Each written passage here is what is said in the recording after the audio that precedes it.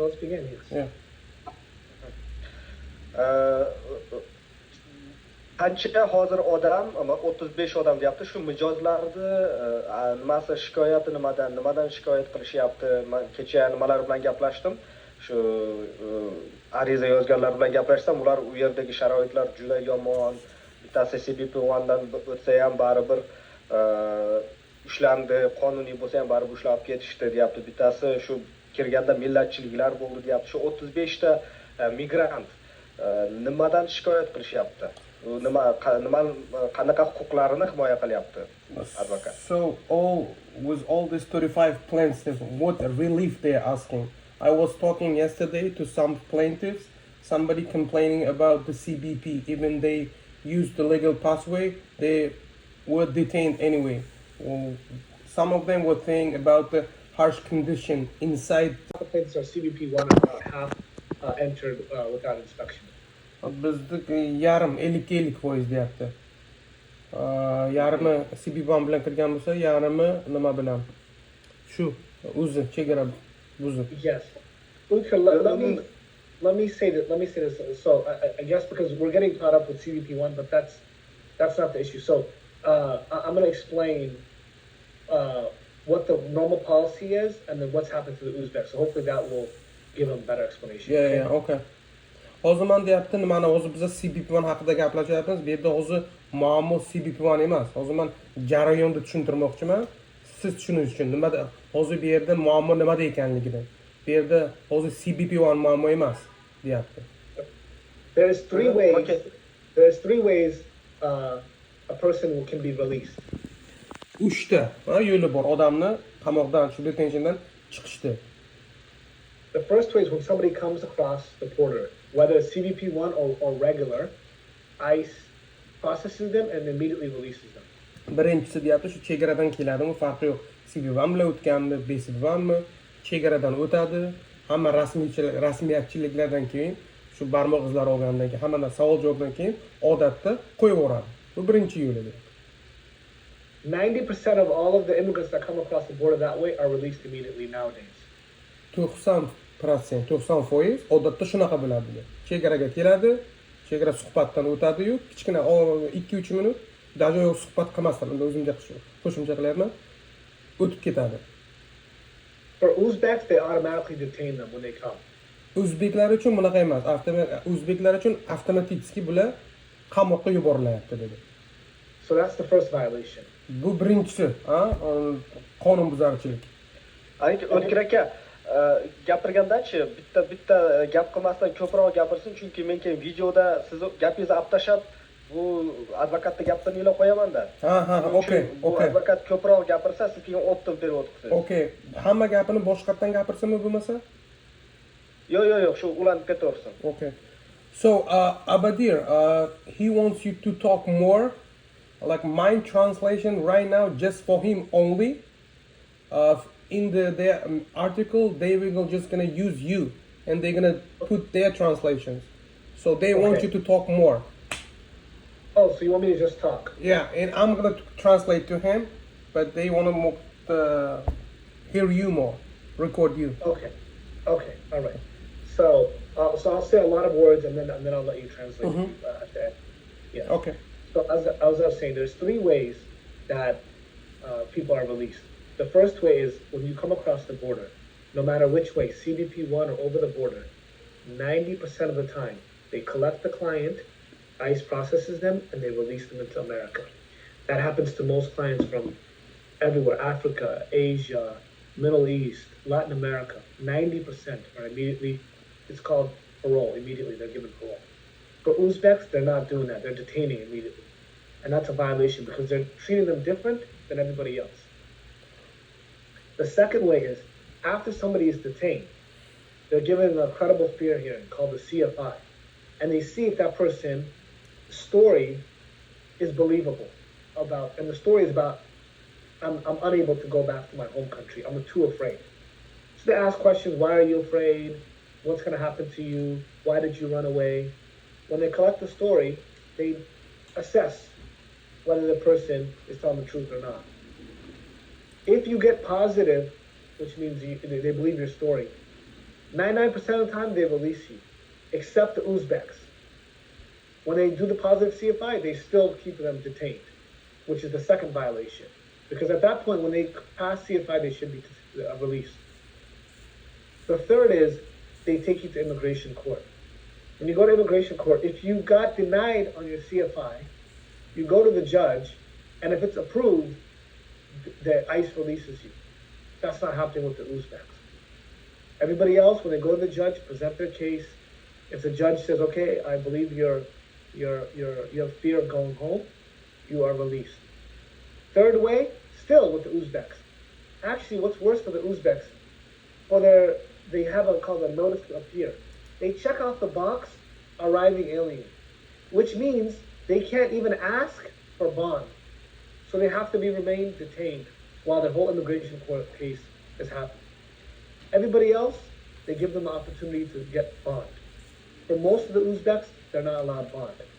So these three things put together shows us that they're targeting Uzbeks and treating them different than other nationalities, different than Singapore's, than Brazilians, than Chinese. And under the Immigration Nationality Act, you can't treat any country differently. You have to treat everybody the same. And that's the violation.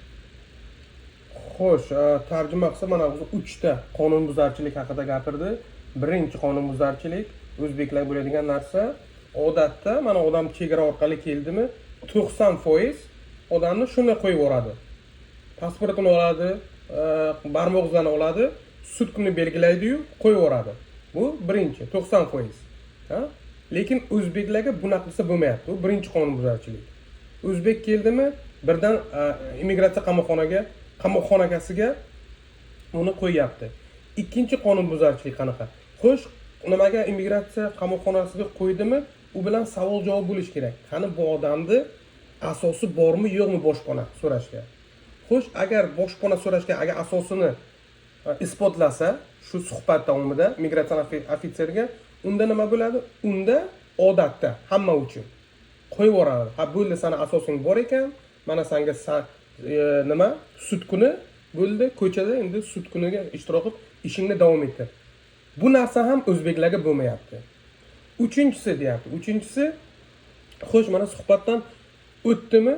Suhbatdan o'tmadimi? Yana bitta imkoniyat beriladi. Sudyaning oldiga borib, shu asosini sudyaga nima qilish, tushuntirish, isbotlash. Bu boshpana uchun emas, faqat asos uchun.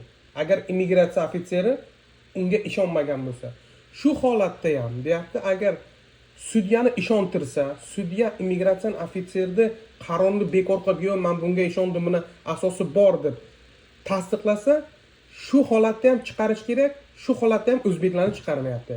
Bu uchinchi qonunbuzarchilik deyapti. Yana men qo'shimcha qilib aytaman deyapti, ko'p o'zbeklarga ular shu kelganda shu nimalarni delasida dokumentlari shunaqa bitta belgisi bor, shu belgini qilib qo'yadi deyapti. Shu nimada kelish qanday kelgan yo'li. Shu bitta belgi bor. Shu belgini agar bossa deyapti, u odamni zalog, garov so'rashga ham haqqi bo'lmaydi deyapti. Shuning uchun bular o'zbeklarga 4, endi 3 tomonlama aytdi, o'zim men qo'shimcha qilib aytayapman. 4 tomonlama cheklov deyapti. Na qo'yib yubormaydi, hamma narsadan o'tsa ham, даже garovga berishga ham shunaqa cheklovlar qo'yganki, garovga olishga ham, berishga ham qonuniy sifatdan haqqi bo'lmaydigan qilib qo'ygan. Yana qo'shimchasi bormikan? Yo, savol beraymi? Do you want to add anything, or you want the second another question? Another question is okay. Yeah. Boshqa savol. Bu endi kecha siz bilan gaplashib o'tgan aka, endi bu yo'l bilan hamma o'tib keladigan yo'l bitta-da. Nima uchun endi bu aynan o'zbeklarga shunaqa muomalada bo'lishyapti? Faqat terroristlar faqat o'zbeklar bilan ishlashar ekanmi yoki terroristlar endi ularga farqi yo'q, xohlagan odamlar bilan ishlayveradi-da. Nima uchun endi o'zbeklarga shunaqa bo'lyapti? Bu haligi o'zbeklardan, O'zbekistondan kelayotgan migrantlarning oqimi ko'p bo'lganidan bog'lanmasmi? Nimadan shunaqa bo'lyapti? So what's the real reason? Is it the reason because of the way they coming and that the smugglers involved in that process, or is it too many immigrants or migrants from Uzbekistan? What do you think? What's the underlying cause? So I don't believe it's the smuggler excuse, because the smuggler was already been caught and he's detained. So we believe they're just targeting Uzbeks because of their nationality and their faith. You know, Uzbeks are mostly Muslim. They border Afghanistan. We've been seen from the DV cases that they've always kind of mistreated the Uzbeks. And to be honest with you, it's not just Uzbeks. The Department of Homeland Security has a record of mistreating certain countries. You know, Syria, Yemen, my home country of Somalia, Uzbekistan. They're weary of the Chinese. So they're on the list of certain countries that they always kind of keep an eye on and make it more difficult for them to immigrate to the United States. Man deyapti, nimani bu terroristlarga aloqasi bor deb, buning uchun deb o'ylamayman deyapti. Asl nimasini bu siyosat o'zi anchadan beri olib borilyapti. Bu narsani biza DV lotereya paytida ham ko'rdik. 20-yillar, 21-yillar o'zi shu davlat AQSh davlat departamentining o'zi bularning nimasida ro'yxatlari bor, mamlakatlar. Endi O'zbekiston ham shu bitta mamlakatga kiradi. Men o'ylaymanki, shu o'zbekligi uchun, shu musulmon diniga, musulmon dini uchun shu ikkita narsa, din va millatga men bu narsani bog'layman deyapti. Chunki bu narsa bu faqat Meksikaga bog'liq emas. Bu narsani biz bundan oldin ham ko'rib kelyapmiz o'zi. Bu birinchi yil emas deyapti.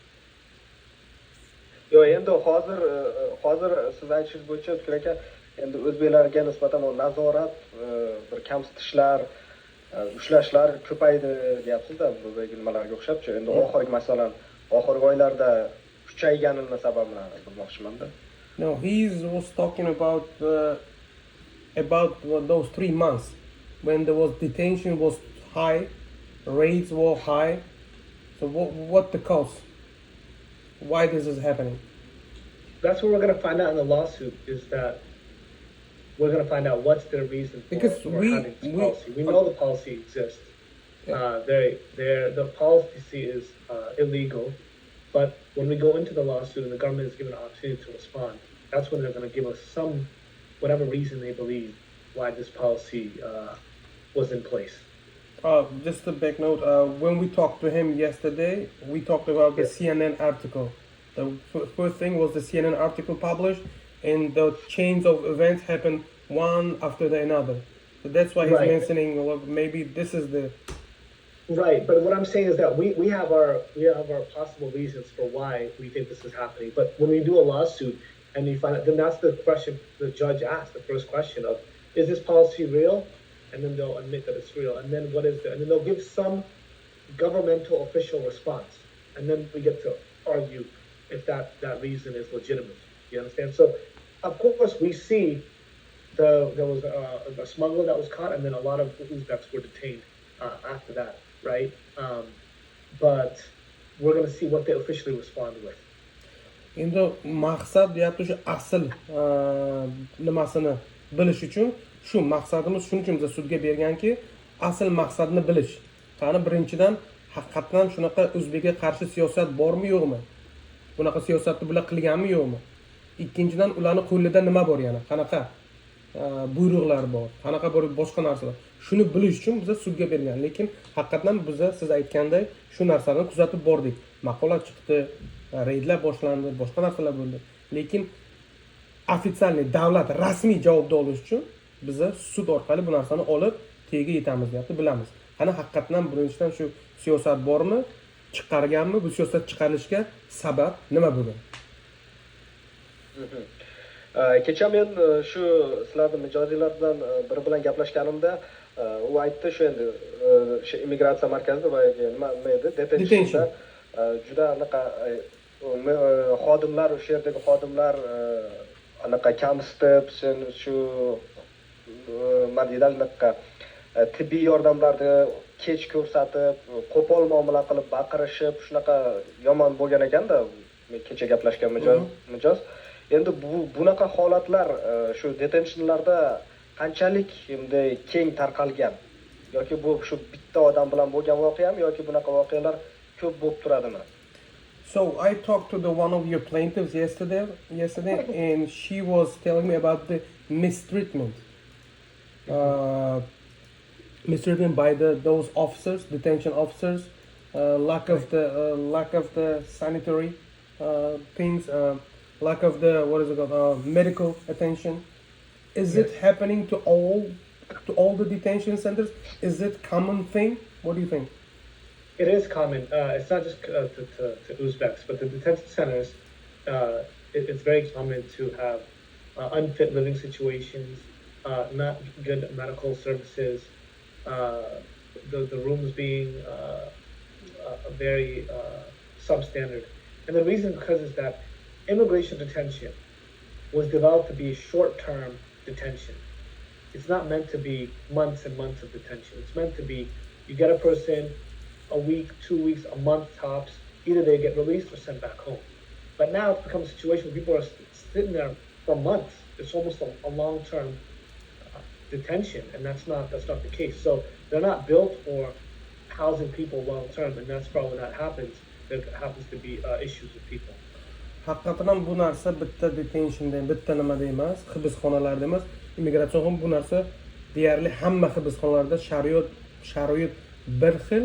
Nimaga sharoit bir xil? Buni sababi chunki bu hibsxonalar ko'p davomli, uzoq davomli odamlarni saqlash uchun yaratilmagan. U qisqa vaqtli vaqt uchun. Chunki odam keladi, yo deport bo'ladi, yo qo'yib yuboradi, shu tez hal bo'ladigan qilib, shuning uchun. Chunki bularni o'zi boshidan qurganda qisqa muddatga moslashib qurgan. Sharoitlari ham qisqa muddatga moslashgan. Shuning uchun. Yo'q, endi u to'g'ri, endi immigratsiya markazlarida, masalan, Rossiyada ham, boshqa davlatlarda ham endi sharoitlar juda yaxshi emas. Men aytganim, endi u kecha Yulduz opa bilan gaplashdim. U aytayapti, faqat shu aynan shu SNG davlatlardan kelgan migrantlarga именно shularga boshqacha muomalada bo'lishdi. Shu Meksika, Kuba yo shu boshqa mamlakatlardan kelganlarga ular masalan 20 kunda bitta intervyu bilan tezroq chiqib ketishadi, ularni ko'p ushashadi, qo'polroq muomala bo'lib, как будто ulardan bo'lib qo'yayotgandek, boshqacha muomala qilayotgandek shuni aytdi-da. Yo, I'm going to clarify my question. I'm talking about mistreatment by the officers. You know, they single out the Uzbeks, not the other nationalities.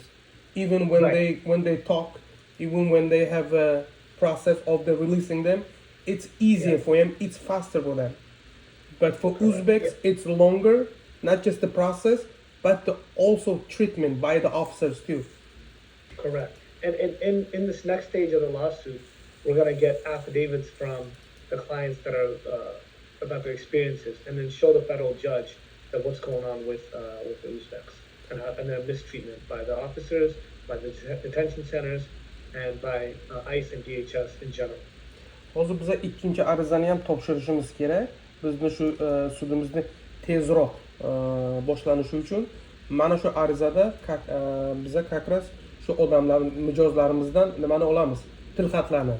Qanaqa qiynoqlar bo'lganmi, qanaqa mana shu haqoratlarmi, nima qanaqa muammolar bo'lgan bo'lsa, ularga qarshi shu ICE bo'ladimi, DHS bo'ladimi, chegarachilar nimaga bo'lsa, shu hammasini olib, buni sudyaga ko'rsatamiz. Endi bu ish 35 ta migrantning ishi qanchaga cho'zilishi mumkin? Hozir qandaydir bir nimalar rezultatlar bormi? Yana qancha ketishi mumkin? Qachon hal bo'ladi? So, is there any progress about our lawsuit regarding those 35 plaintiffs? And how long do you predict this lawsuit will last? Time frame? Yeah, the preliminary injunction will be over in the next month, probably by the beginning of April. The judge will rule on whether the policy is illegal or not, and then at that point, most of the plaintiffs they'll be most of the case will be resolved probably within mid-April, and then whatever's left. There's still some legal parts of the case that will continue on, but the big fight will be over probably by mid-April. Do you want to give a little explanation about the regular lawsuit that we filed and about the preliminary injunction that you're talking? Yes. So a regular lawsuit, you file a lawsuit, and then the government has 60 days to respond, 2 months. So in that time, you wait, and then the government responds with their answer. Says, oh, this is why we're doing it, and we believe this is legal, you know. Then after that, you write a reply, and then the judge decides on the case. And a regular lawsuit can take, to finish off completely, can take 6 months or so, maybe longer, maybe a little bit less. What we're doing is called an injunction. Injunction is almost like an emergency decision on whether this policy is illegal or not.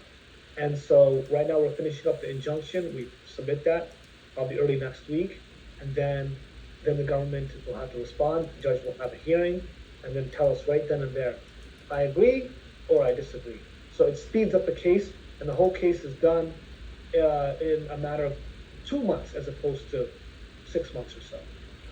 Hozir men sizga qisqacha qilib javob beraman. Bu boshida hozir birdan ikkinchi bosqichdan boshladi.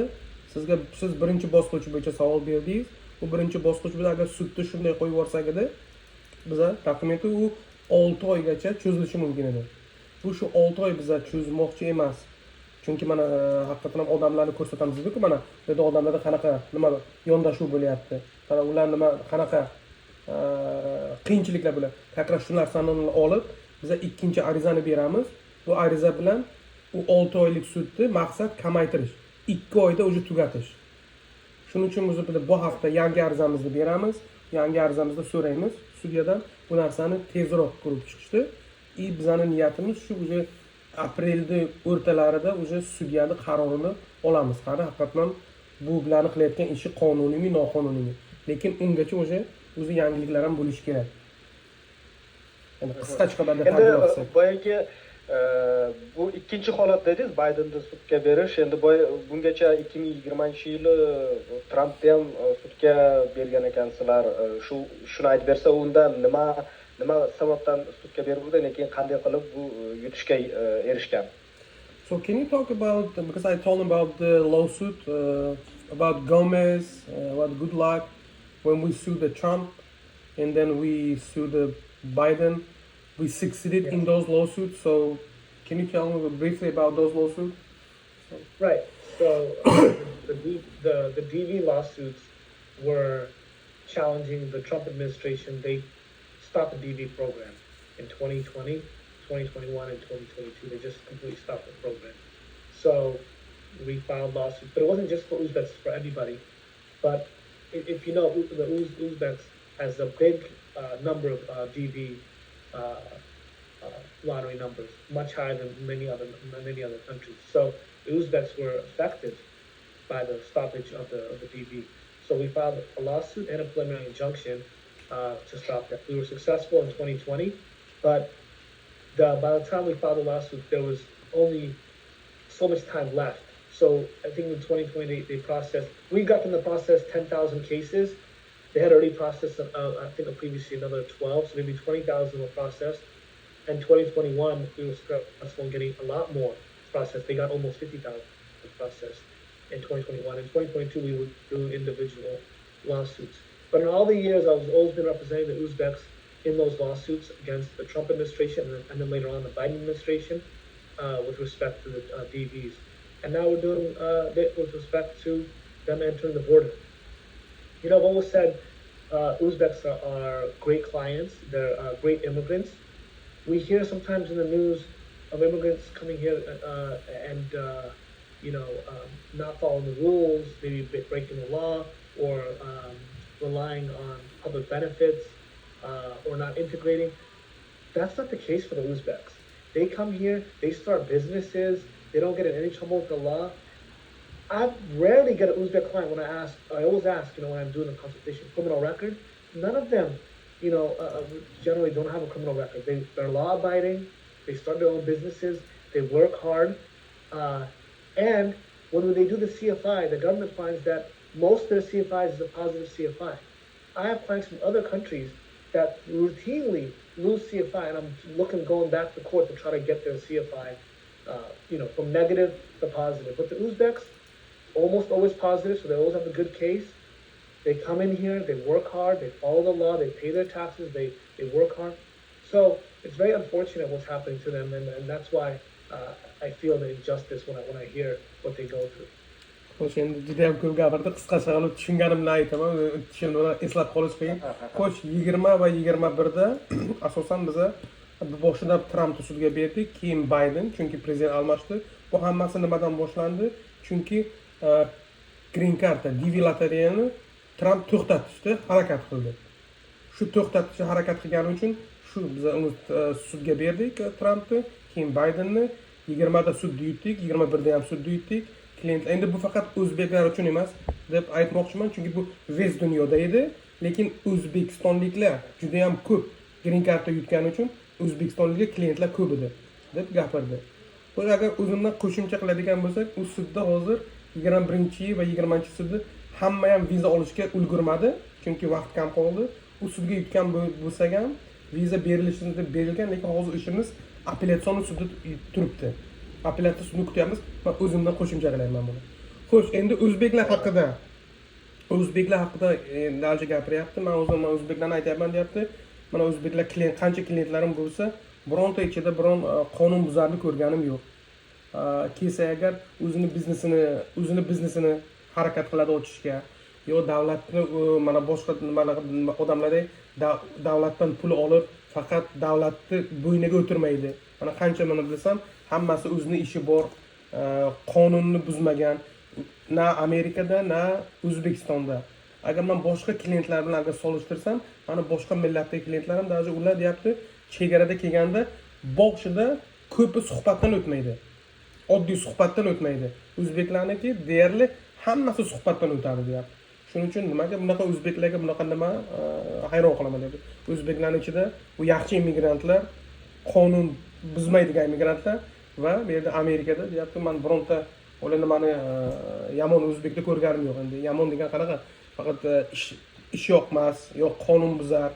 Hammasi qonunni buzmaydigan, o'zining ishini ochadigan va soliqlarni ham vaqt-vaqtida to'laydigan migrantlar deyapti. Qisqacha qilib aytganda. Okay, it's enough. Do you want to add anything? No, that's it. I think that covers everything. Okay. Thank you. Yes, Thank you very much. So much. I appreciate it. And I look forward to the article. Rahmat. Bo'pti, rahmat. Yana nima qilaman? Yangiliklar bo'lsa sizga aytib turaman.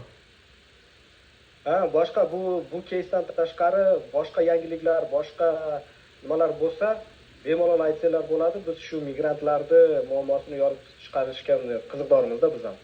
Amerikadagi asosan. Yeah, in future any issues with immigrants, if you have any news article, any updates, please share us. Yeah, I'll keep you updated on when they set the hearing and then what happens at the hearing. And I think people can even log in at the hearing and be able to listen. Deyaptiki, biza sudni kunini belgilaganda sizga aytaman, linkni ham berishim mumkin. Любой odam shu sudga kirib eshitsa bo'ladi deyapti, link orqali. Sudmi? Aha. Sud qachon bo'ladi o'zi? Shuni kunini belgilasak, men nimasini tashlayman deyapti. Linkini ham. Link tashlaysiz. Balkim keyin shu sudni itog'ini ham balkim keyin qilarmiz ikkinchi video qilib. Rezultatini. Okay, maybe when we're done with the lawsuit, we can do another meeting about the outcome. Thank you very much, guys. Okay, thank you. Thank you. See you. Rahmat. Okay.